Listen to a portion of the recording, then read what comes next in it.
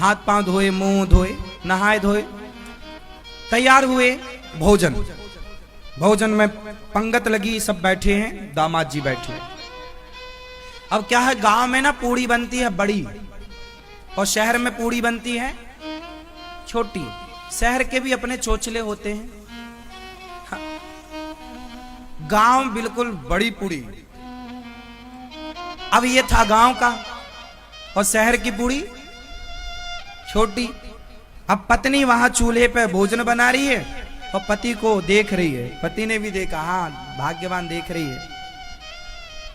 अब पूड़ी आई तो उसने कहा, अरे ये तो जरा जरा सी है।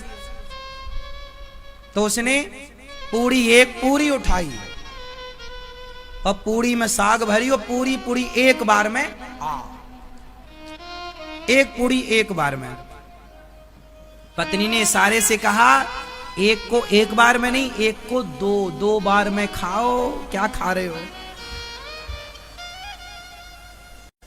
साली कह रही है, जीजा जी देखो एक पूड़ी एक बार में खा गए। अब वहां उसकी पत्नी को बुरा लगा कि मेरे पति का मजाक उड़ा रहे हैं सब लोग। पत्नी तो पत्नी थी बेचारी, उसने इशारा किया तो इसको लगा अच्छा, कह रही है कि अच्छा दो खा सकते हो क्या? हाँ, हम तो गांव के। दो पूड़ी उठाई, हाँ एक नीचे साग भरी, ऊपर दूसरी लगाई और पूरी दो एक बार में। हाँ, पत्नी बोली, भगवान दो नहीं, दो को चार भाग। अब उसने चार समझी भैया, चार चार खाना लगा। साली बड़ी खुश। तो पत्नी बोली, अरे राम चार खा रहा। तो पत्नी बोली, हे भगवान। तो पति को लगा, अच्छा शायद यहां की ऐसी कोई रस्म हो कि माथे पे लगाना चाहिए। तो उसने चार पूड़ी उठाई, साग लगाई और पहले माथे पे लगाया, फिर खाया। पत्नी बोली, तू पहले ही अच्छा था। एक।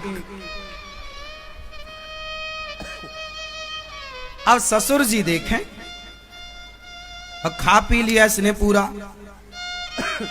पति ससुर जी बोले, चलो चलते हैं। तो वहां पर कोई नदी थी। तो इसने अब पूछा ससुर जी से,